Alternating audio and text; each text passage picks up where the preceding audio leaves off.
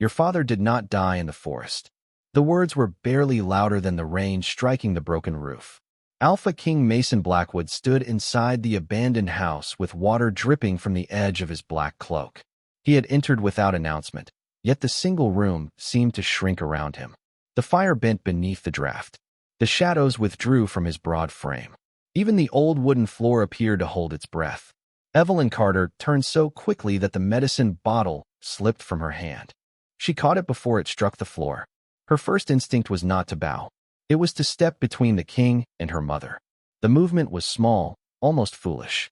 Evelyn was 24, slight beneath her worn gray maid's dress, with rain-darkened chestnut hair clinging to her cheeks. Mason was tall enough to block the doorway, broad-shouldered beneath leather and fur, built like a man who had never needed protection from anyone. Still, she placed herself in front of Sarah's bed. A small bandage knife trembled in her hand. Mason looked at the blade, then at her. "You followed me," Evelyn whispered. "I followed royal medicine stolen from my keep. It was marked for disposal. It was locked inside the infirmary." Behind Evelyn, Sarah Carter struggled to sit upright. Her breathing was shallow, each inhale carrying a faint metallic rattle. Silver-dark veins marked the skin beneath her wrists. She looked at Mason's face for a long moment, not with the fierce servants showed kings. With recognition. "You have Thomas's eyes," she said. Mason went still. No one spoke his father's name casually. Not after 16 years. Not in a house burned black along one wall and hidden beyond a road abandoned since the border war. Evelyn lowered the knife. "Mother, don't." Sarah reached beneath the thin blanket and removed a ring suspended from a faded leather cord. Black iron. A wolf's head surrounded by silver thorns. The private seal of Alpha King Thomas Blackwood. Mason crossed the room in 2 steps. "Where did you get that?" Sarah's fingers closed around the ring. "He gave it to me. My father died 3 days before his body was returned." "No." Her voice broke, but not her certainty. A body was returned. Rain struck the roof harder. Mason looked around the room for the first time. 1 bed, 2 bowls, though only one had been used. Bundles of unopened letters beneath the table, each addressed to him in the same careful hand. A bloodstained section of floorboards near the hearth. His gaze stopped there. Sarah followed it. "He died in this house," she said. The silence afterward was not empty. It contained 16 years of history beginning to rearrange itself. Evelyn watched disbelief harden across Mason's handsome face, then fracture beneath something more dangerous. Hope. Not the gentle kind.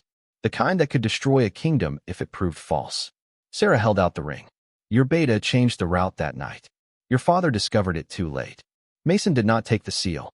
His eyes moved to Evelyn. "How long have you known?" She swallowed. "Long enough to become your maid." Before he could ask another question, 6 hours folded backward in memory to a warm medicine bottle hidden inside Evelyn's sleeve, and the moment Alpha King Mason Blackwood first realized someone in his castle was stealing a cure meant for silver poisoning. The medicine bottle was still warm from Evelyn Carter's hand.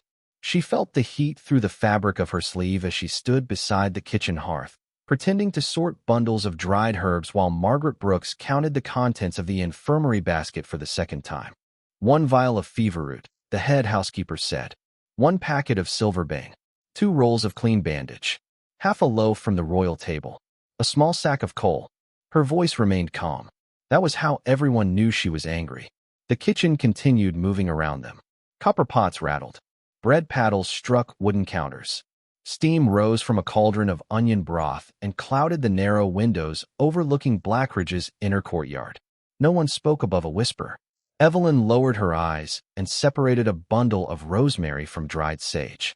The silverbane rested against her wrist. It was not enough to cure her mother. It might be enough to keep her alive until morning. Margaret closed the inventory ledger. These things did not walk out of the infirmary. A young kitchen servant crossed herself. Another looked toward the doorway. Alpha King Mason Blackwood stood there. He had entered without ceremony, dressed in a dark wool tunic beneath a black leather vest. He was taller than every man in the room, broad through the shoulders, his handsome face sharpened by the controlled impatience of someone accustomed to receiving answers before asking twice. The kitchen changed around him. Knives stopped. Backs straightened. Even the fire seemed to burn more quietly. Mason's gaze moved across the servants, not hurriedly, but with the deliberate attention of a man cataloging weaknesses in a battlefield line. It reached Evelyn, then stopped. Margaret followed his attention. Evelyn. She set the ledger on the table. Step forward. Evelyn placed the herbs down carefully. Her legs wanted to move too quickly. She forced them not to. Servants who rushed looked guilty. Servants who hesitated looked guilty. The safest movement was always the one no one remembered. She stepped into the open space before the hearth. Did you enter the infirmary this morning? Margaret asked. Yes. For what purpose? To collect stained linen from the eastern shelves. Did you remove anything else? No, the lie entered the room cleanly. Evelyn had practiced it during the walk from the infirmary. She had shaped it around each breath, tested the weight of it, prepared herself for Margaret's stare. She had not prepared for Mason. He crossed the kitchen, not toward the missing basket, toward her. Evelyn kept her face lowered, but she felt him stop close enough for the cold air carried on his clothes to touch her skin. What were the linens stained with? He asked. Blood, Your Majesty. Whose? I was not told. Mason looked at her hands. The right one was empty. The left remained too close to her side. He reached toward her sleeve. Evelyn's breath caught. His fingers did not touch the hidden bottle. They stopped near her wrist. Then his expression changed. Not recognition. Calculation. Silverbane, he said. Margaret frowned. There are no patients in the keep being treated for silver poisoning. Evelyn said nothing. Mason's eyes lifted to hers. They were colder than the winter sky beyond the windows, but not cruel. Cruelty would have been easier. This was a tension, complete and impossible to escape. Who was the medicine for? No one. His gaze dropped briefly to the shape beneath her sleeve. You are a poor liar. Evelyn's pulse struck hard against the glass. Margaret stepped forward. Shall I have her searched? Mason remained silent for one long breath. Then he turned away. No. Evelyn looked up despite herself. He walked back toward the doorway. Return to your duties. Margaret stared after him, displeased but obedient. Evelyn bowed her head and resumed sorting herbs. She did not see Mason pause beyond the kitchen wall. She did not see him look through the narrow courtyard window as she later slipped half a loaf beneath her cloak and left through the servants' gate. And she did not know the Alpha King had decided not to search her because he wanted to see where the stolen medicine went. The servants' gate closed behind Evelyn with a sound too soft to be an alarm. Mason followed 3 minutes later. He did not call Captain Daniel Hayes. He did not send scouts ahead or place guards along the road. If Evelyn was carrying medicine to a spy, soldiers would scatter the evidence before he reached it. So the Alpha King went alone. A dark cloak concealed the silver wolf clasp at his throat. Mud softened the sound of his boots as he crossed the lower yard and passed beneath the stone archway leading into the forest. Evelyn was already 50 paces ahead. She walked quickly, one hand holding her cloak closed over the hidden bread and medicine. Her shoes were too thin for the frozen road. Water darkened the leather around her toes, yet she never slowed. Mason watched the way she moved. Not like a thief carrying stolen goods toward a buyer. Thieves looked for witnesses. Evelyn looked for time. She checked the position of the sun through the clouds, counted the distant bells from the keep, chose the shortest path even when it forced her through thorn and snow. At the first fork, the market road turned west. Evelyn went east. Mason stopped. The eastern road had been abandoned after the border war. No merchants used it. No village remained beyond the stone bridge. The land had burned 16 years earlier, during the same week his father's escort was attacked. He followed her into the pines. The forest swallowed the sounds of Blackridge Keep. Snow slipped from branches in soft collapses. Wet bark and old smoke scented the air. Somewhere deeper among the trees, a crow called once and went silent. Evelyn paused beside a fallen cedar. Mason moved behind a trunk. She looked back. For one dangerous moment, her gaze traveled directly across the place where he stood. Her expression tightened, not with guilt, but with the instinct of someone who had spent too long protecting something fragile. Then she continued. The road narrowed near the old bridge. One side had collapsed into the ravine, leaving only a strip of frozen stone above black water. Evelyn crossed carefully. Halfway over, her boot slipped. The medicine struck the inside of her sleeve. Mason moved before thought could stop him. One step. Then he forced himself still. Evelyn caught the wall and recovered. She pressed one hand over the hidden bottle, checking it before checking her injured palm. The medicine mattered more than her blood. That detail followed Mason across the bridge. Beyond it, the trees opened around a burned clearing. An abandoned hunting house stood at its center. Half the roof had fallen. One wall was blackened by old fire. No smoke rose from the chimney, and no tracks marked the snow except Evelyn's. The building should have been empty. Evelyn approached the door and knocked 3 times. Once. Pause. Twice. A lock moved from inside. Mason remained beneath the trees. The door opened only wide enough for Evelyn to enter. Before it closed, he saw a pale hand reach from the darkness and grip her sleeve. Not an enemy's hand. A frightened one. Mason crossed the clearing without sound. Through a crack in the wooden shutters, he saw Evelyn kneel beside a narrow bed. She placed the bread on a table, uncovered the medicine, and began rebuilding a dying fire with stolen coal. A woman lay beneath 2 thin blankets. Her skin carried the gray shadow of silver poisoning. Evelyn broke the loaf in half. She gave the larger piece to her mother and ate only the crumbs left on the knife. Then she lifted a bundle of letters from beneath the bed. Every envelope bore Mason's name. Every royal seal had been cut away. "I tried again," Evelyn whispered. "He never received it." The woman opened her eyes. "Then Mercer is still standing between the truth and the king." Mason's hand tightened against the shutter. Inside the house, his maid had spoken the name of his Beta, and for the first time, Mason understood that he had not followed a thief into the forest. He had followed a secret someone in his own castle had spent years trying to bury. "Tell me why my Beta's name is being spoken in a house where no one is supposed to live." Mason's voice came from the doorway. Evelyn turned so quickly that the medicine spoon slipped from her fingers and struck the floor. Her mother tried to rise. Evelyn moved first. She stepped between the bed and the Alpha King, one hand reaching for the small knife she had used to cut the bandages. The blade was barely longer than her palm. It would not stop a man like Mason Blackwood. They both knew that. Still, she held it. Mason entered and closed the door behind him. The single room seemed to shrink around his height and broad shoulders. Rain darkened his black cloak. Melted snow clung to his boots. His handsome face revealed no anger, but the absence of it frightened Evelyn more than shouting would have. His gaze moved across the room. The stolen coal, the divided loaf, the bottle of silverbane, the stack of letters addressed to him. Then his eyes settled on the woman lying behind Evelyn. "Put down the knife." "No." The answer escaped before fear could correct it. Mason looked at her, not offended, surprised. "You stole from my infirmary." "Yes." "You lied when I questioned you." "Yes."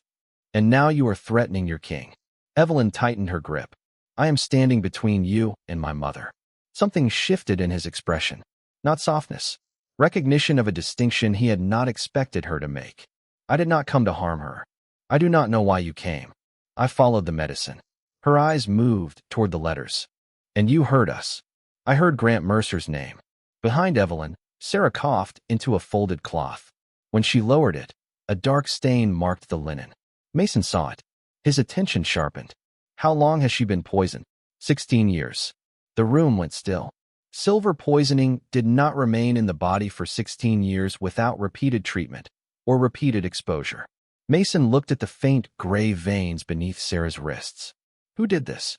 Sarah lifted her head. The effort cost her. Her breath trembled, but her eyes remained clear. "Your father's killers."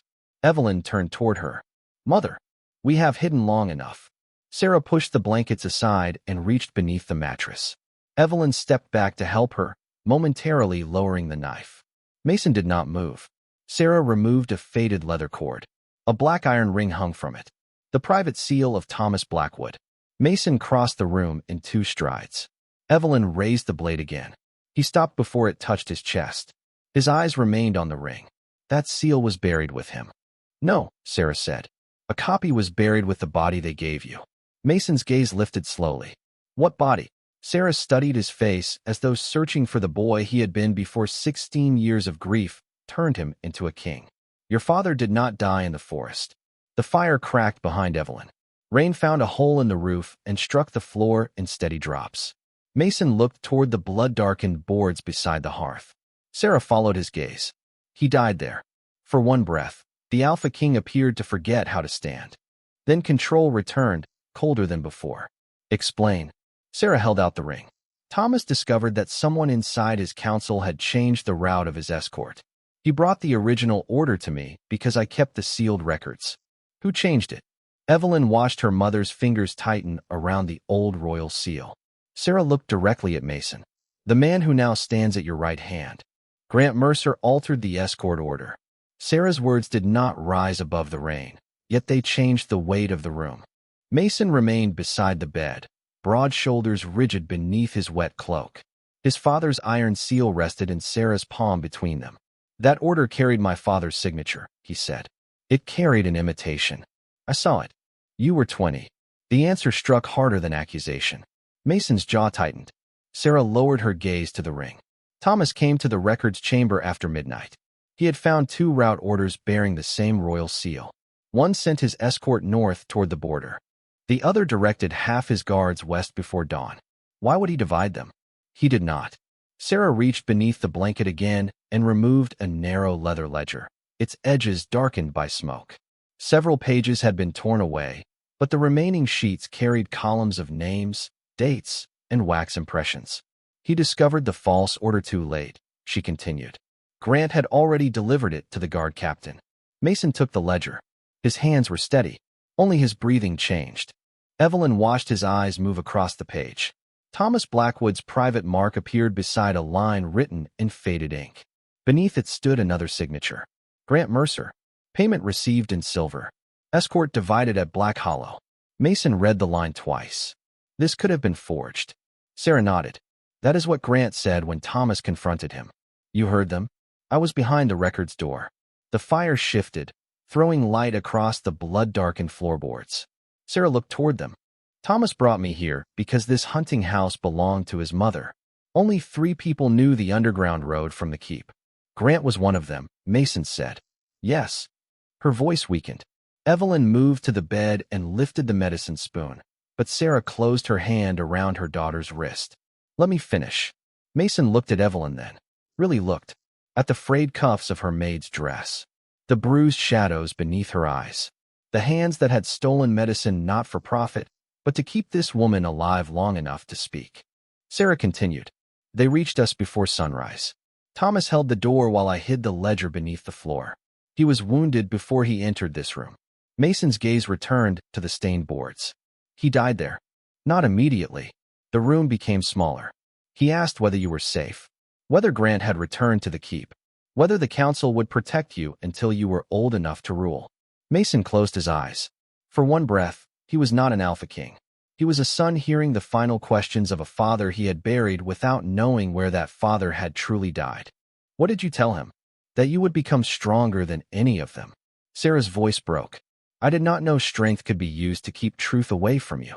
Evelyn placed one hand over her mother's. Sarah looked at Mason again. Grant burned the house after Thomas died. He believed I was still inside. But you escaped. Through the cellar passage. And the body returned to Blackridge. A soldier of similar height. Burned beyond recognition. Dressed in your father's armor. Mason stared at the ledger. 16 years of grief stood between what he remembered and what lay in his hands. Then Evelyn moved to the table and gathered the unopened letters. 7 in total. Each addressed to Mason. Each carrying a neat cut where the royal seal should have been. I tried to tell you, she said. Mason looked at the first envelope. A small black mark crossed its corner. The private receiving stamp of the Beta's office. His voice lowered. How long have you been inside my castle? 3 years. To steal medicine? To find the missing pages. Evelyn met his eyes. And to learn why every truth sent to the Alpha King died before reaching his hands. Sarah Carter had been dead for 16 years. Mason knew because he had signed the memorial record himself. He had been 20 years old, newly crowned, surrounded by councilmen who spoke to him in voices softened by false sympathy. The list of those lost in the Black Hollow attack had contained 31 names. His father's, 7 royal guards, 2 record keepers. Sarah Carter had been the final name. Mason looked at the woman lying before him. You were declared dead. Sarah's mouth curved without humor. That was the safest thing Grant ever did for me. Evelyn pulled a folded document from beneath the stack of letters and placed it on the table. The parchment was brittle, its lower edge blackened by fire. Mason recognized the handwriting of the former royal registrar. Sarah Carter. Keeper of sealed records. Confirmed deceased. Below the entry sat Grant Mercer's signature. He erased you, Mason said. He tried. Sarah drew a shallow breath. Pain tightened her face before she forced it smooth again. After I escaped through the cellar passage, I reached a farming village east of the ridge. Grant's men searched every road for weeks, but they were searching for a royal clerk traveling alone. Her eyes moved toward Evelyn. They did not know I had a daughter. Evelyn lowered her gaze. She had been 8 when her mother arrived at the cottage wounded, poisoned, and carrying half a ledger beneath her dress. For years, they moved between abandoned homes and forgotten villages, never remaining anywhere long enough to become memorable. The silver entered through a blade, Sarah said. It was meant to kill slowly if the fire did not. Mason studied the dark veins beneath her wrists. Why did you not seek a healer? The royal infirmary recorded every patient. Grant controlled the records. And village healers? They could ease the fever. They could not remove silver from the blood. Evelyn touched the bottle hidden inside her sleeve. Silverbane keeps it from reaching her heart. For how long? Neither woman answered. That silence told him enough. Mason turned away. The room contained proof of every failure he had never known he was making. Letters addressed to him. Medicine stolen because his infirmary was unsafe. A witness living beneath a roof that could not keep out rain. He had believed his kingdom orderly because every report reached his desk in neat stacks. Now he understood neatness could be another form of concealment. Who knows you are alive? He asked. Only Evelyn. Not even the healer who supplied the earlier medicine. He believed it was for her. Mason looked at Evelyn. She had lied to healers, guards, housekeepers, and eventually her king. Not for ambition. Not for gold. To keep one truth breathing. A branch snapped outside. Evelyn's head turned toward the shutter. Mason heard it a moment later. Then another. 2 measured for an animal. Men moving through wet leaves. Sarah's face lost what little color remained. They found us. Mason crossed the room and extinguished the lamp with his bare fingers. Darkness closed around them. Outside, steel brushed against stone. A voice whispered near the door. Mercer wants the ledger intact. Burn everything else. Mason's expression changed. The grief disappeared first. Then the doubt. What remained was the Alpha King. He drew the short blade concealed beneath his cloak and looked at Evelyn. Is there another way out? The cellar passage, she whispered. But part of it collapsed years ago. Take your mother. What about you? Mason moved toward the door as oil splashed against the outer wall. I followed you because I believed you were stealing from my castle. A torch struck the roof. Flames climbed across the dry timber. He looked back at her through the first red light. Now let me see what my castle sent to silence you.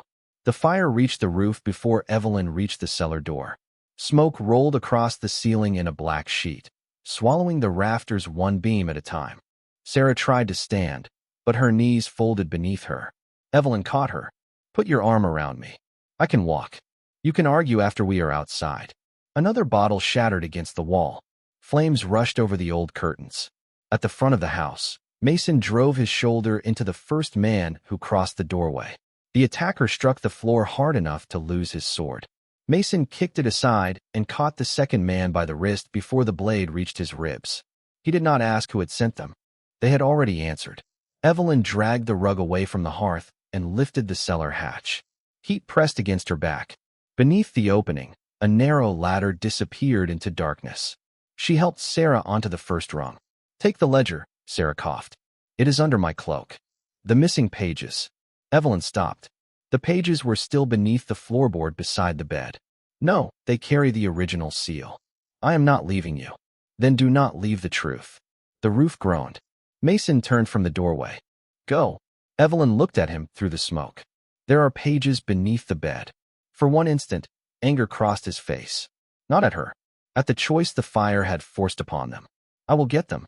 You do not know where. She pushed Sarah toward the ladder and ran back. Heat struck her before she reached the bed. Evelyn dropped to her knees, tore aside the thin mattress, and forced her fingers beneath the loose board. The wood had swollen from years of damp. It would not move. Outside, someone shouted for more oil. Mason seized a fallen table and drove it against the front door, blocking the attackers long enough to turn toward her. Evelyn, I have it. She did not. The floorboard remained trapped. Smoke filled her lungs. Her eyes watered until the room became red light and shadow. Then the roof beam cracked. Mason reached her as it fell. He caught the burning timber across his shoulders. The impact forced him to one knee. Move. Evelyn stared at the flames crawling along his cloak. Mason, take the pages. She pulled the knife from her belt and drove it beneath the board. The wood split. Beneath it lay 3 folded sheets wrapped in oilskin. Evelyn grabbed them. The beam shifted. Mason's arms trembled beneath its weight.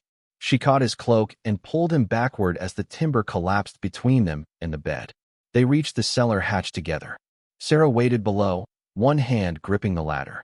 A blast of cold air moved through the passage beneath the house. Then came the sound of steel outside. Not the irregular clash of hired men. A disciplined line of swords leaving their sheaths together. By order of the Alpha King, lower your weapons. Captain Daniel Hayes. Mason looked toward the door. The men outside hesitated. That hesitation ended them. Daniel's guards crossed the clearing, surrounding the house before anyone could escape. One attacker dropped his torch. Another tried to run and was driven to the ground. Daniel entered through the smoke with 3 royal guards behind him. He stopped when he saw Mason beside the open cellar hatch, Evelyn clutching the oilskin pages, and Sarah Carter alive beneath them. For the first time in years, the captain's composure failed. Sarah Carter? She looked up at him. You remember me. Daniel turned toward the captured men outside. One wore the green-threaded insignia reserved for Grant Mercer's private guard. Mason saw it. So did everyone else. The conspiracy no longer belonged to a maid's accusation or a dead woman's memory. It had witnesses. Mason helped Sarah from the cellar while Evelyn carried the ledger against her chest. Behind them, the abandoned house burned for the second time. This time, the truth walked out alive. By sunrise, Grant Mercer believed Sarah Carter had died in the fire. Mason made certain of it. The captured attackers were taken through Blackridge's western gate beneath covered wagons. Captain Daniel spread word that the abandoned house had collapsed before anyone inside could be recovered. A burned cloak was carried into the keep. 2 guards were ordered to speak loudly about finding human remains beneath the ruins. The lie moved quickly. Fear carried information more efficiently than loyalty ever had. Evelyn watched from behind the narrow window of the Royal Infirmary as Grant crossed the courtyard below. He paused beside one of the covered wagons, spoke briefly with a guard, then continued toward the council tower without changing his pace. Only his right hand betrayed him. It remained closed around the silver ring he always wore. He believes her dead, Mason said. Evelyn turned. The Alpha King stood near Sarah's bed with fresh bandages wrapped across one shoulder where the burning beam had struck him. He had refused treatment until Dr. Henry Lawson examined Sarah. The royal healer worked silently now, mixing silverbane with crushed winterroot in a glass cup. Sarah's breathing remained weak, but the dark veins beneath her wrists had begun to fade. She may survive, Lawson said, but the poison has lived in her blood too long. Recovery will be slow. She will have time, Mason replied. It was not hope. It was an order directed at the world. Sarah opened her eyes. Grant will destroy the remaining records. Mason looked toward the oilskin pages lying on the table. Not if he believes these burned with you. The council archives contain copies, Evelyn said. He will go there first. Mason studied her. You know the archive routes. I have cleaned them for 3 years. The answer carried no pride, only fact. She knew which doors swelled in winter, which guards drank during the midnight watch, which shelves Grant's clerks inspected after council meetings. Invisible work had given her a map of powerful men's secrets. Mason moved closer to the table. We let him believe he succeeded. Daniel unfolded a plan of the lower keep. The council meets at dusk. Grant will present his report regarding your disappearance. He will accuse Evelyn, Mason said. He already prepared the charge, Sarah whispered. Theft, espionage, treason. Evelyn's stomach tightened. Mason saw it. He will not touch you. You cannot arrest him without proving the ledger is genuine. I know. Evelyn looked at the archive map. Then do not arrest him. Daniel frowned. She pointed to a narrow chamber behind the council hall. The sealed petitions are stored here. Grant believes no servant knows the room exists. If he thinks Sarah survived long enough to hide the original escort order, he will search it himself. Mason understood. We give him a reason. By afternoon, a rumor reached the Beta's office. A maid had carried a smoke-damaged document from the forest and hidden it among the king's unopened petitions. At dusk, Grant entered the council chamber wearing mourning black. He stood before the empty throne and placed a written accusation on the table. Evelyn Carter, he announced, stole royal medicine, concealed an enemy witness, and lured our king into an ambush. The councilman murmured. Grant lowered his head with practiced sorrow. Alpha King Mason Blackwood is presumed dead. Behind the wall, Evelyn stood beside Mason in the hidden petition room. Through the narrow viewing slit, they watched Grant finish the lie. Then he dismissed the council, waited until the chamber emptied, and crossed directly toward the concealed archive door. He carried a key no Beta was supposed to possess. Mason looked at Evelyn. She had entered his castle to prove one truth had been buried. Now the man who buried it was coming to dig it up himself. Grant Mercer opened the hidden archive door with a key that should not have existed. The lock turned once, then twice. Evelyn stood inside the narrow petition room beside Mason. Every muscle held still. Shelves rose around them, crowded with unopened letters, sealed complaints, and requests from people who had believed writing to their king meant someone would eventually listen. Grant entered carrying a lamp. He closed the door behind him. For several seconds, he did not move. Then he went directly to the third shelf on the eastern wall. Not searching, knowing. He removed a stack of petitions, dropped them onto the floor, and reached behind the loose stone Mason and Evelyn had prepared earlier that afternoon. His fingers found the smoke-darkened copy of the escort order. Relief crossed his face, only for a moment. Then Mason stepped from the shadows. You always did prefer locked rooms. Grant turned. The lamp slipped in his hand, but did not fall. My king. The title came out smoothly. Too smoothly. Mason emerged fully into the light, one shoulder bandaged beneath his black tunic. His handsome face held no visible anger. That frightened Grant more than rage would have. You declared me dead before sunset. Grant lowered the document. We believed you were lost in the fire. You sent men to make certain of it. I sent guards to recover you. Men wearing your private insignia. Grant's gaze moved toward Evelyn. Understanding arrived. You. Evelyn stepped beside Mason. Not behind him. Grant looked at her torn maid's dress, the soot still dark beneath her fingernails, and smiled without warmth. A servant with stolen medicine and a talent for stories. A servant who knew where you hid the letters, she said. His expression changed. Captain Daniel opened the outer door. Four royal guards entered behind him. Grant did not reach for a weapon. He was too intelligent to mistake violence for escape. Instead, he lifted the escort order. This proves nothing. A burned woman's memory. A maid's accusation. A document anyone could have forged. Then let us ask the woman. Sarah Carter entered the chamber with Dr. Lawson supporting one arm. Grant lost control of his face. It lasted less than a breath. But everyone saw it. Sarah looked older than the records remembered her, weakened by poison and years of hiding. Yet the moment she met Grant's eyes, her spine straightened. You watched Thomas die, she said. Grant's jaw tightened. You were declared dead. So were many people whose deaths served you. Daniel placed the recovered ledger on the table. Beside it lay the original escort pages, Grant's receiving stamps, and 7 letters addressed to Mason. Mason picked up the first envelope. I never received this. Grant said nothing. The second. Silence. The 7th. Still nothing. Evelyn watched him measure the room, searching for the weakest person in it. His gaze settled on her. You entered this castle under false purpose. Yes. You stole from the infirmary. Yes. You lied to your king.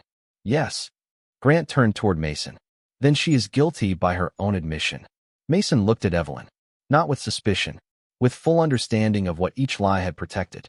She stole medicine to keep a royal witness alive, he said. She entered my castle because my council had made truth impossible to deliver. She lied because the men responsible for enforcing my law were using it to bury evidence. His eyes returned to Grant. You made her crimes necessary. The Beta's composure cracked. Only slightly. Enough. He accused Sarah of falsifying records, Daniel of disloyalty, Evelyn of manipulation. By the time he finished, every denial contradicted the one before it. Then Dr. Lawson placed a silver testing strip against the residue inside Sarah's old wound. The metal blackened. The poison mixture is royal grade, he said. Prepared from stores controlled by the Beta's office 16 years ago. Grant looked toward the door. The guards closed ranks. At dawn, the council assembled in the great hall. This time, Mason occupied the throne. Grant stood below it in chains. Sarah sat beside Dr. Lawson beneath the protection of the royal guard. Evelyn stood near the evidence table while each letter, ledger page, forged order, and infirmary record was read aloud. No one interrupted her. No one told her to lower her eyes. When the final charge was spoken, Mason descended from the throne. The maid you called a thief spent 3 years carrying the truth through halls where none of us chose to see her. His voice reached the servants gathered near the rear doors. Today, that failure ends. Grant was taken away. Sarah Carter's name was restored to the royal records. Her service to Thomas Blackwood was acknowledged before every pack lord present. Then Mason placed a ring of iron keys into Evelyn's hand. The keeper of petitions will answer directly to the crown, he announced. No letter from a servant, villager, healer, or soldier will be intercepted again. Evelyn looked down at the keys. They were heavier than they appeared. Later, Mason brought her to a room filled with unopened letters. Hundreds of them. He stopped beside the first shelf. You entered my castle to make certain one truth reached me. Evelyn met his eyes. Now make certain none are buried again. He did not offer her a crown. He offered her a door, and the authority to keep it open. 3 months after Grant Mercer was sentenced, the petition room no longer smelled like dust. It smelled like ink, wax, rain damp carried in by villagers who had traveled for days to place a folded truth into Evelyn Carter's hands. The room had once been hidden behind a locked archive door. Now its entrance stood open beside the great hall, marked by a simple iron plaque. Every voice may be heard here. Evelyn sat behind a long oak table beneath shelves arranged by territory. She wore a dark blue wool dress instead of a maid's gray uniform, though her cuffs remained plain and practical. The iron keys Mason had given her rested at her waist. They made a different sound from chains. A young kitchen servant stood before her, twisting her apron between nervous fingers. My brother was taken for failing to pay a grain tax, the girl whispered. But our village already paid it. Evelyn opened the ledger. Who collected the payment? Lord Mercer's old steward. Do you have a receipt? The servant produced a stained scrap of parchment. Evelyn examined the seal, then placed the document beside 3 similar complaints received that week.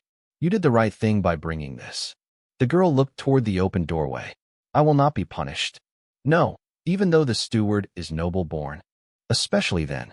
Relief changed the girl's face so completely that Evelyn had to look down for a moment. Once, she had written 7 letters and watched every one disappear. Now no petition left the room without being copied, sealed, and entered into 2 separate ledgers. One remained with Evelyn.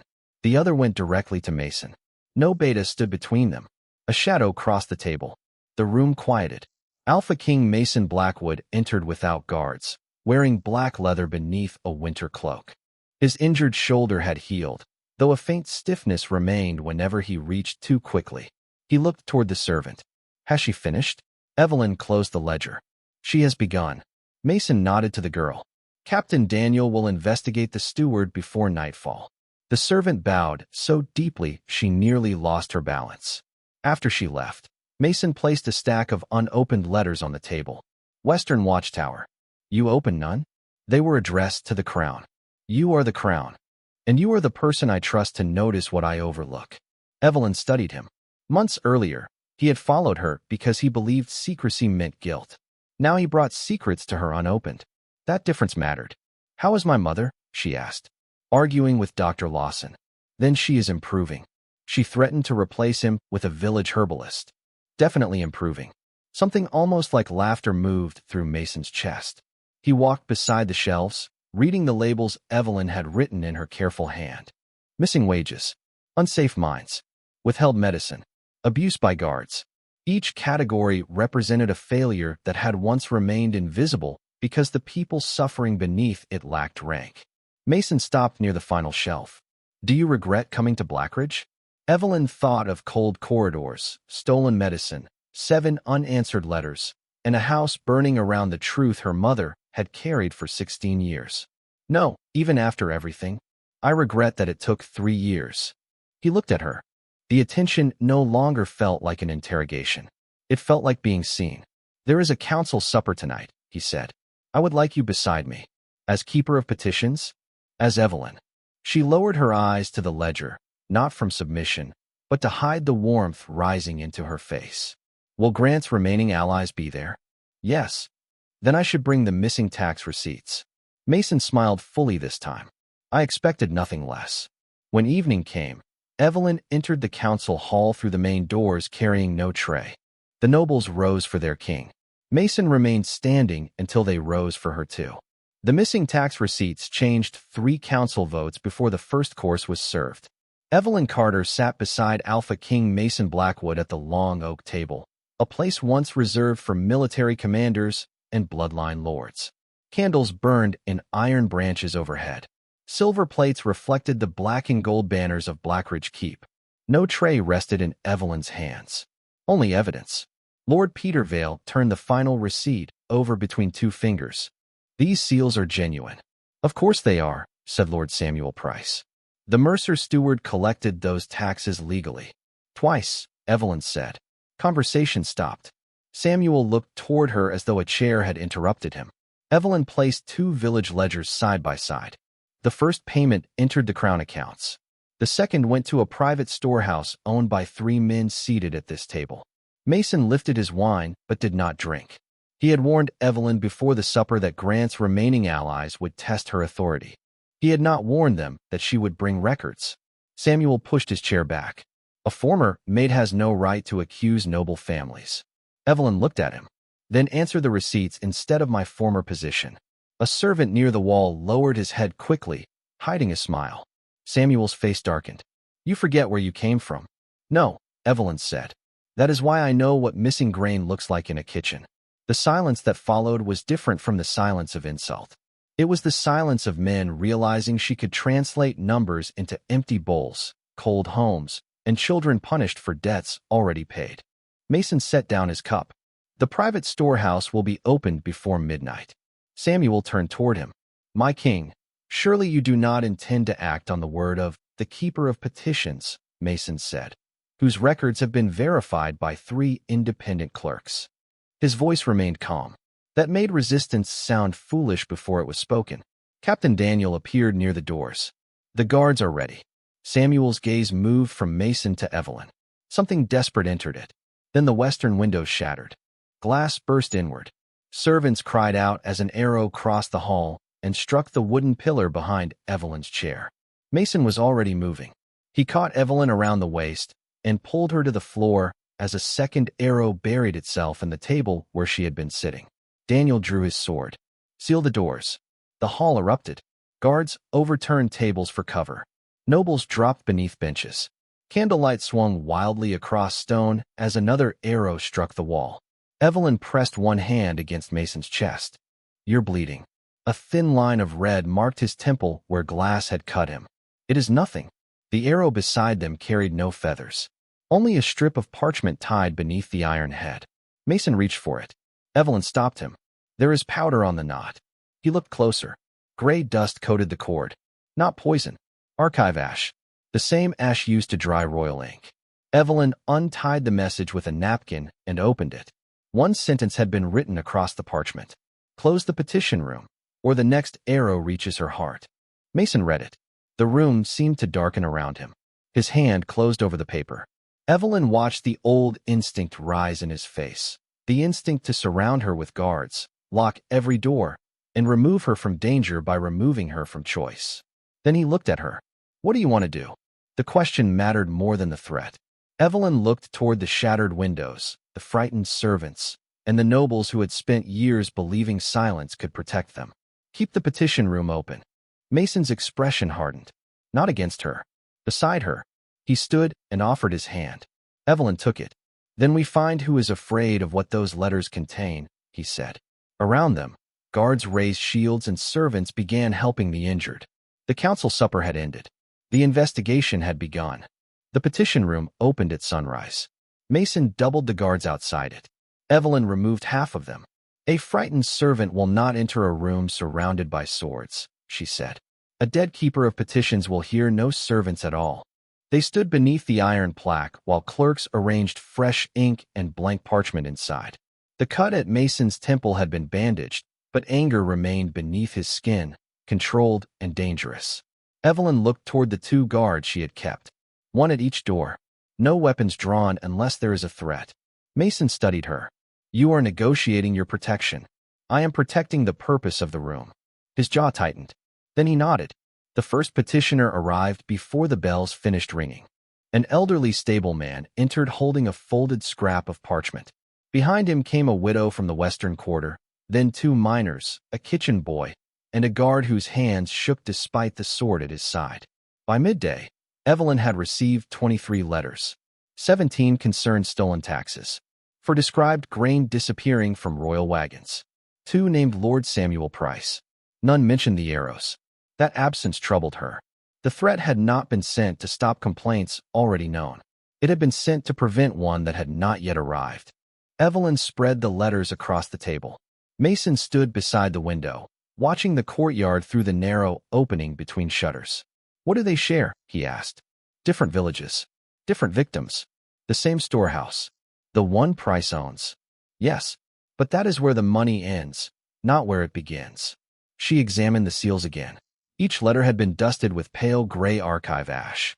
The same substance tied beneath the arrowhead. Evelyn looked toward the shelves. Who supplies the petition office with drying ash? The Royal Archive, Mason said. Who controls delivery? Chief Clerk Owen Mercer, Grant's younger brother. The door opened. A girl entered alone. She could not have been more than 14. Her brown servant's dress was wet from rain, and one sleeve had been torn at the shoulder. She held no letter. Evelyn rose. What is your name? Lucy. Where do you serve? The girl looked toward the guards, then at Mason. In Lord Price's western house. Mason stepped back from the table. Not leaving. Making space. Lucy reached into her apron and removed a small ledger wrapped in oilcloth. I heard them talking after the arrows were sent, she whispered. They said the king would close the room once Miss Carter became afraid. Evelyn accepted the ledger. Inside were payments to hired archers, archive clerks, wagon masters, and 3 council lords. The final entry ordered Evelyn's death if the warning failed. Mason read it over her shoulder. His stillness changed. Where did you get this? Lord Price keeps it beneath the chapel floor. Does he know you took it? Lucy shook her head. Then the western bell began ringing. 3 sharp strikes. Fire. Smoke rose beyond the courtyard wall. The petition room, a guard shouted. Flames appeared along the outer roof. Mason reached for Evelyn, but she was already moving. Get everyone out. Clerks carried ledgers through the rear door. Guards guided petitioners into the courtyard. Evelyn seized the newest letters from the table while smoke thickened above the shelves. A burning beam fell across the entrance. Mason caught it with both hands. Go. Evelyn looked at the open shelves behind her. Hundreds of voices. Years of truths no one had heard. She grabbed the copying ledger and ran beneath Mason's arms as he held the beam high enough for her to pass. Outside, Captain Daniel's soldiers surrounded Lord Price and Owen Mercer near the western gate. Both men carried travel packs. Neither reached the horses. By nightfall, the fire was extinguished. The original letters were damaged. The copies survived. That was why Evelyn had created 2 records. At the trial, Lucy testified before the full council. Price, Owen, and their allies were stripped of rank and sentenced for theft, conspiracy, and attempted murder. Weeks later, Mason brought Evelyn to the rebuilt petition room. The new door was made of oak reinforced with iron. It stood open. No hidden entrance, he said. No private keys. No single ledger. She looked at him. You remembered. I listen when you speak. Mason removed a narrow silver ring from his coat. 2 open doors had been carved into the band. I will not ask you to stand behind me, he said. And I will never close the doors you fought to open. He held out the ring. Stand beside me. Not because I protected you. Because you taught me what protection should mean. Evelyn let him wait. Power had once followed her through the forest because it suspected her. Now it stood before her and asked. She placed her hand in his. Yes. Outside, people continued entering the petition room. No one lowered their voice. No one was turned away, and the door remained open. Years later, people told the story incorrectly. They said Evelyn Carter entered Blackridge Keep intending to expose a conspiracy. They said she stole royal medicine because she knew the Alpha King would follow her. They said courage had made her fearless. Evelyn never corrected them. People preferred stories in which brave women understood the ending before they took the first step. Such stories asked nothing of those who had ignored them along the way. The truth was simpler. Evelyn had been afraid every day for 3 years. She had continued anyway. On the 10th anniversary of the petition room's reopening, Blackridge Keep held no military parade. Instead, every door between the lower courtyard and the great hall remained open. Farmers entered beside nobles. Servants carried letters without hiding them beneath aprons. Miners, healers, widows, soldiers, and children filled the chamber beneath banners embroidered with 2 open doors. Evelyn stood beside the long oak table wearing a dark blue gown and the silver ring Mason had given her. Time had placed faint lines near her eyes, but her expression still softened whenever someone approached carrying a truth they were afraid to speak.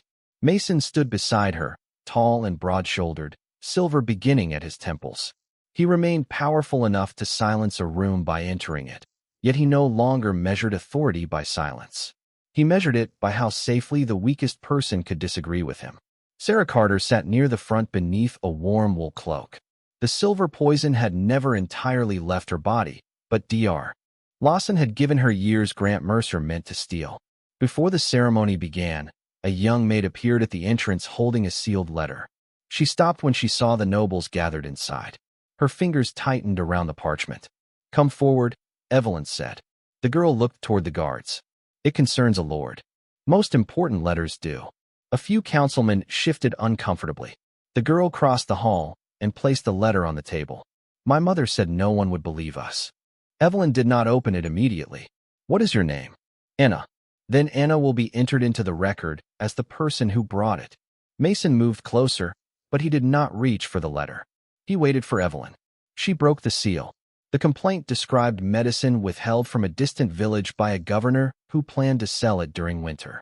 10 years earlier, such a letter might have vanished before reaching the throne. Now 3 clerks copied it, while Captain Daniel ordered horses prepared. Mason looked toward the council. "The investigation begins today." No one objected. After the hall emptied, Evelyn remained beside the table, sorting the final petitions. Mason approached carrying an old medicine bottle. The glass was clouded with age. "Daniel found it beneath the infirmary shelves," he said. Evelyn recognized it immediately. The bottle she had hidden inside her sleeve. The theft that had led a king through the forest. Mason placed it beside the first petition ledger. "We should display it. As evidence of my criminal past? As evidence that sometimes the law fails before the person breaking it does." Evelyn smiled.